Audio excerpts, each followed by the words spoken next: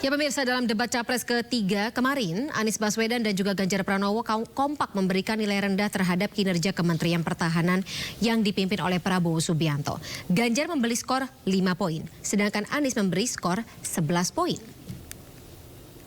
Terima kasih Pak Ganjar.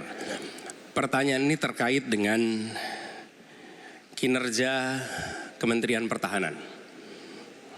Ketika tadi kita bahas sama-sama situasi pertahanan kita, Bapak tadi membahas tentang bagaimana belanja alutsista, bagaimana rencana tentang minimum force itu bisa dicapai dan lain-lain. Bapak melakukan review itu. Ya. Nah, di sisi lain, Bapak juga waktu itu pernah memberikan penilaian atas kinerja penegakan hukum di Indonesia. Bapak beri skor 5 atas kinerja hukum di Indonesia. Pertanyaannya sekarang terkait dengan pertahanan, berapa skor yang Bapak berikan atas kinerja Kementerian Pertahanan yang dipimpin oleh Bapak Prabowo? Silakan Pak Ganjar. Baik, masih ada waktunya Pak Anies? Cukup Pak Anies? Cukup. Baik, langsung saja kami persilakan Pak Ganjar untuk menjawab pertanyaan dari Pak Anies. Waktu Bapak 2 menit dimulai ketika berbicara, silakan. 5 juga. Saya punya datanya dan kemudian akan saya sampaikan. Maka di meja saya sudah saya siapkan data satu persatu. Namun demikian Mas Anies, tentu saja ada yang ingin saya sampaikan dari apa yang tadi sudah saya utarakan. Ketika kemudian kita ingin membangun sistem pertahanan kita, maka dalam perencanaan kita tidak boleh gonta-ganti. Kita mesti ajak, mesti konsisten. Kedua, kita mesti mendengarkan betul-betul dari seluruh matra. Maka seluruh proses perencanaannya harus bottom up. Sehingga saya ketemu dengan seseorang berpangkat cukup tinggi.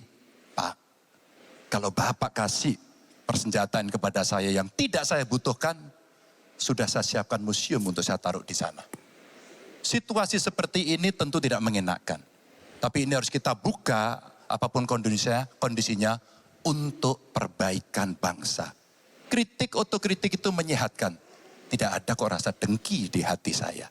Yang ada adalah bagaimana rasa cinta tanah air ini mesti kita wujudkan. Agar kemudian kita betul-betul bisa menjadi negara kuat di banyak area dan kita berbicara di dunia internasional disegani. Bung Karno telah menyampaikan itu. Daulat politik itu wajib. Berdikari dalam bidang ekonomi mesti dituju. Dan kita punya kepribadian dalam kebudayaan. Sekarang daulat ekonomi pertahanan kita mesti kita tunjukkan. Maka ketika banyak perusahaan-perusahaan waktu itu yang sangat strategis dibikin, itu mimpi sejak dari lama pendiri bangsa agar kita menjadi negara kuat.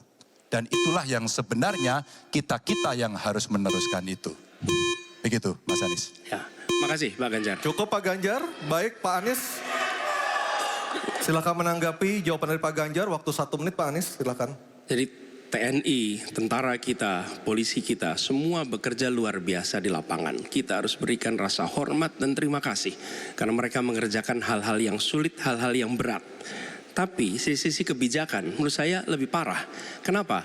Di era Pak SBY, kenaikan gaji terjadi 9 kali. Selama era ini hanya bernaik gaji 3 kali dan akan naik nanti tahun depan. Karena menjelang pemilu mungkin naik gajinya.